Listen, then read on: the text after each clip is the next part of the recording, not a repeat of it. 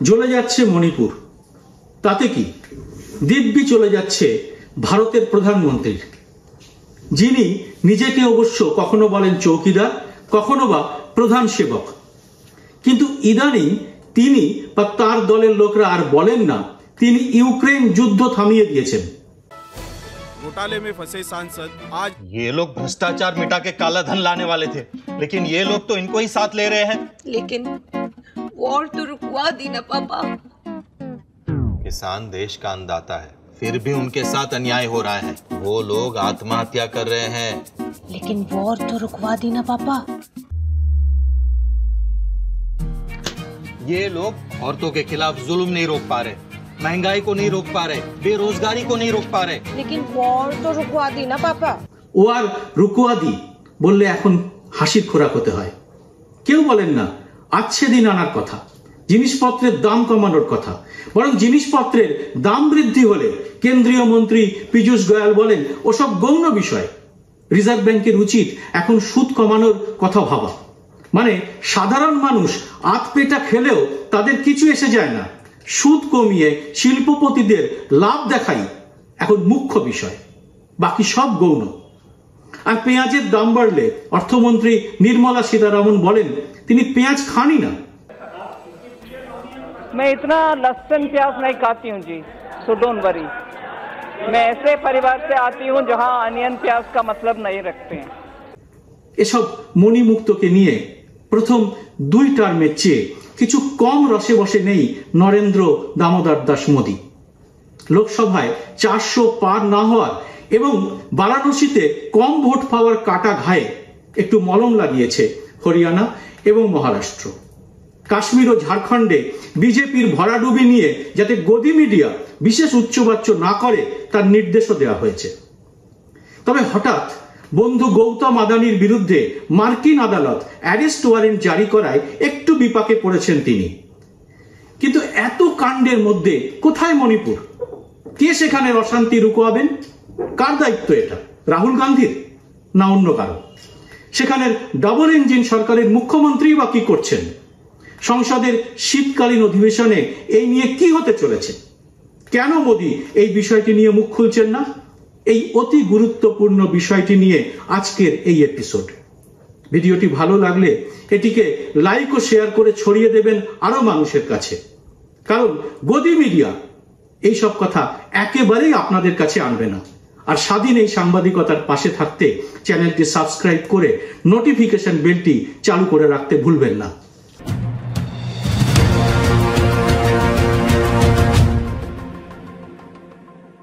নমস্কার, সবাইকে স্বাগত। আমি সুব্রত বসু।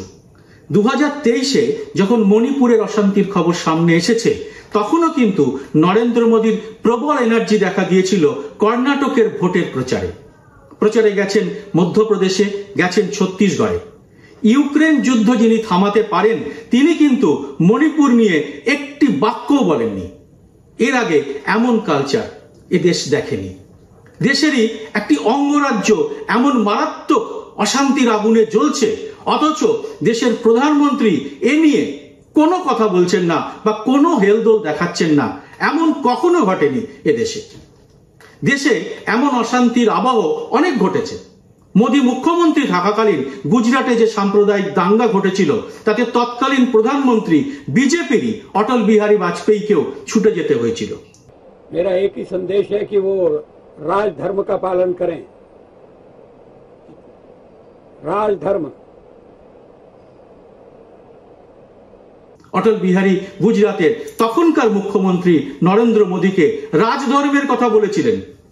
আর এখন প্রধানমন্ত্রী মণিপুর যাননি, অপদার্থ রাজ্য সরকার বা মুখ্যমন্ত্রীকে রাজধর্ম পালন দূরের কথা, কোনো কিছু নিয়েই মন কাবাত বলেননি। কারণ মণিপুর নিয়ে দেশের প্রধানমন্ত্রী নিজেই রাজধর্ম পালন করেননি।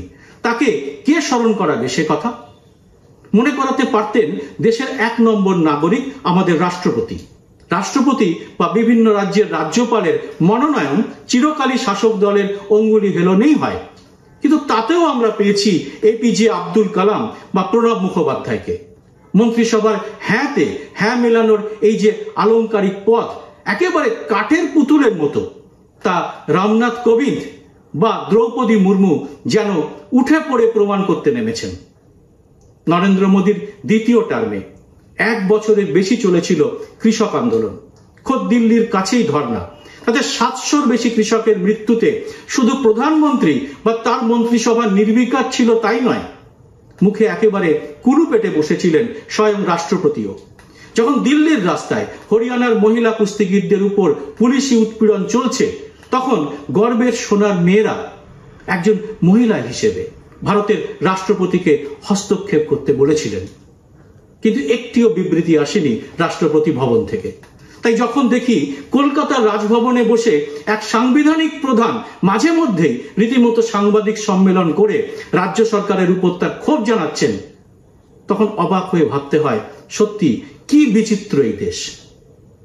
তা মণিপুর নিয়েও যেমন কোনো উদ্বেগের কথা শোনা যায়নি ভারতের 1 নম্বর নাগরিকের মুখে, তেমন তা নিয়ে কোনো সান্ধ্য বিতর্ক বা প্রশ্ন শোনা যায়নি আমাদের দেশের নির্ভীক সংবাদ মাধ্যমের হোমরা চোমরাদের মুখেও। মণিপুর সেটা আবার কি? ওটা একটা আলোচনার বিষয় হলো? ওটা করলে টিআরপি থাকবে?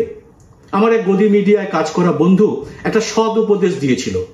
আমার এইসব অপ্রচলিত বিষয় নিয়ে ভিডিও করার প্রবণতা দেখে তার বক্তব্য ছিল, এসব বিষয় নিয়ে কেন যে ভিডিও করো? নেতাদের একে অপরকে গালাগালির ভিডিও করলেই দেখবে কি পরিমাণ ভিউ আসবে। ঠিক, গদি মিডিয়া ঠিক সেটাই করে। আর শাসকের খোসামুদি করলে যে পারিতোষিক ভালোই মেলে, তা বুঝতে কি আর রকেট সায়েন্স জানার দরকার হয়? আর তাই মণিপুর নিয়ে কোনো চাপ নেই ভারতের প্রধানমন্ত্রীর। অথচ সমগ্র ভারতকে যদি একটা মানব শরীর মনে করা হয় এবং ভারতের প্রধানমন্ত্রীকে সেই শরীরের প্রতীক বলে ধরা হয়, তবে নিঃসন্দেহেই বলা যায় সেই শরীরের একটি অংশ ক্ষতবিক্ষত। তবে দেশের প্রধানমন্ত্রী খামোখা এসব নিয়ে ভাবতে যাবেন কেন? তিনি বরং উপরওয়ালার পাঠানো দূত হিসেবেই নিজেকে ঘোষণা করবেন। আগে ছিলেন বিশ্বগুরু, এখন তিনি অবতার। নরেন্দ্র মোদীর প্রিয় একটা মানসিক খাদ্য মন কি বাত। সেখানে তিনি স্রেফ নিজের মনের কথাই বলেন। অন্যের কথা শোনার অনুষ্ঠান এটা নয়।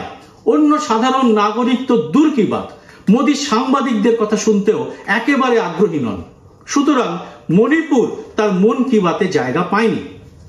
মণিপুর নিয়ে একটা 1 লাইনের বিবৃতি দিতে তার সময় লেগেছিল 79 দিন। ইংরেজি দৈনিক টেলিগ্রাফে পরদিন 79টি কুমিরের ছবি দিয়ে তার ব্যাখ্যায় বলা হয়েছিল, একেই বলে কুম্ভী রাষ্ট্র। এখন লোকসভায় বিরোধী নেতা রাহুল গান্ধী গিয়েছিলেন মণিপুর। পরিস্থিতি দেখে রীতিমতো হতাশ হয়েছিলেন রাহুল। मणिपुर को आपने सिविल वॉर में डुबा दिया है। চোখে জল এসেছিল তার, আশারই কথা। সেই ভিডিওটি দেখে অনেকেরই তাই হয়েছিল।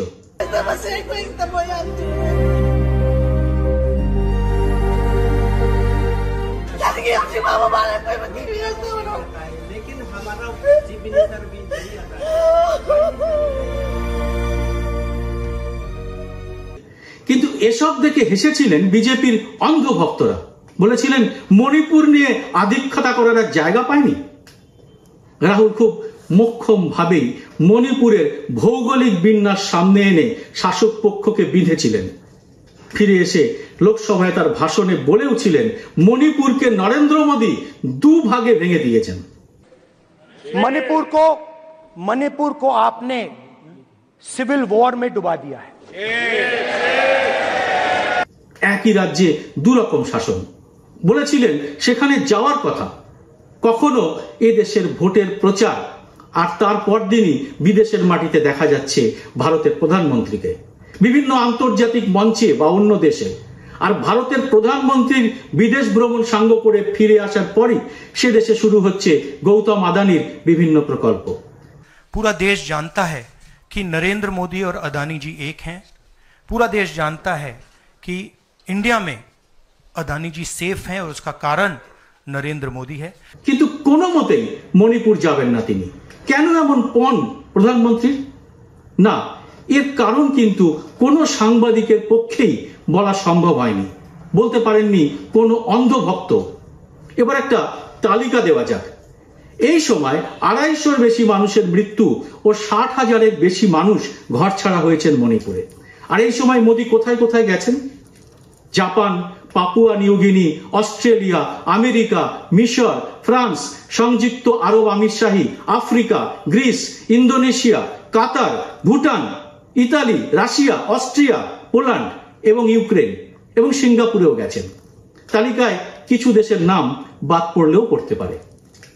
দীর্ঘদিন সাংবাদিকতার সঙ্গে জড়িয়ে আছি, না কখনো এমন নির্বিকার প্রধানমন্ত্রী বা অক্ষম মন্ত্রিসভা এর আগে দেখিনি বা শুনিও নি।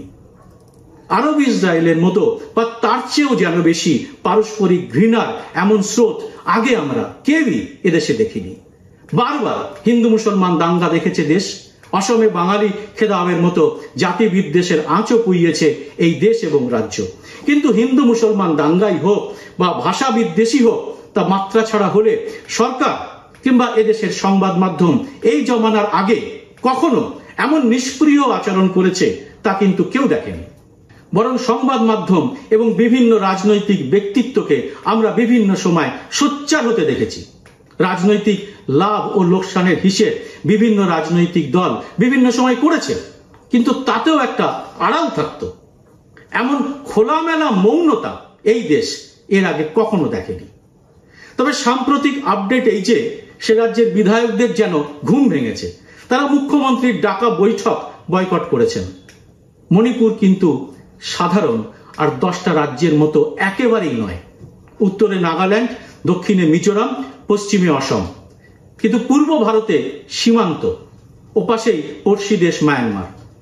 মণিপুর এমনই একটা অসাধারণ রাজ্য যেখানে গোটা ভারতবর্ষের বৈচিত্র্যকে খুঁজে পাওয়া যায়। জনসংখ্যা কত? মাত্র 32 লক্ষ, অথচ 33টি জনজাতি উপজাতি। এই ছোট্ট রাজ্যে 29টি ভাষায় কথা বলেন মানুষ। অর্থাৎ এমন বৈচিত্র্যপূর্ণ বিবিধ জনগোষ্ঠীর রাজ্যের জন্য প্রয়োজন অত্যন্ত সংবেদনশীল এবং সবাইকে নিয়ে চলতে পারার মতো একজন শাসক। এটাই রাহুল বলেছিলেন। রাহুল মণিপুরের মাটিতে দাঁড়িয়ে কাউকে দোষারোপ করেননি, কারণ সেই সময়টা দোষারোপের ছিল না। কিন্তু এমন বৈচিত্র্যপূর্ণ রাজ্যে আরএসএস তার ধর্ম পরীক্ষাগার খুলে ফেলেছে অনেকদিন আগেই। তারই জ্বলন্ত উদাহরণ এখন চোখের সামনে। সোজা হিসেবে সমতলের মেইতেই জাতি প্রধানত হিন্দু ধর্মের, পাহাড়ের কুকি সমাজ মূলত অহিন্দু খ্রিস্টান প্রভাবিত। অর্থাৎ নরেন্দ্র মোদী আজ থেকে 21-22 বছর আগে গুজরাটের পারফরমেন্সই আসলে এখানে দেখাচ্ছেন। তাহলে কি এটাই দাঁড়ায় যে মণিপুর নিয়ে দেশের প্রধানমন্ত্রীর কোনো আগ্রহই নেই? অনেকে বলতেই পারেন এর মানে গৌতম আদানির জন্য ওই রাজ্যে কিছুই নেই। সত্যিই কি তাই? প্রশ্নটার জবাব দেবেন আপনারা। কমেন্ট বক্সে লিখবেন আপনাদের সুচিন্তিত মতামত, কারণ পথ খুঁজতে হবে গণতন্ত্র প্রিয় মানুষকেই। ভিডিওটি ভালো লাগলে লাইক ও প্রচুর শেয়ার করার দায়িত্ব আপনাদের। প্রবল জনমতই পারে শাসকের কানে জল ঢোকাতে। গদি মিডিয়ার বাইরে স্বাধীন সাংবাদিকতার পাশে থাকতে চ্যানেলটিকে সাবস্ক্রাইব করে নোটিফিকেশন বেলটি চালু করে রাখতে ভুলবেন না। জয় হিন্দ, সত্যমেব জয়তে।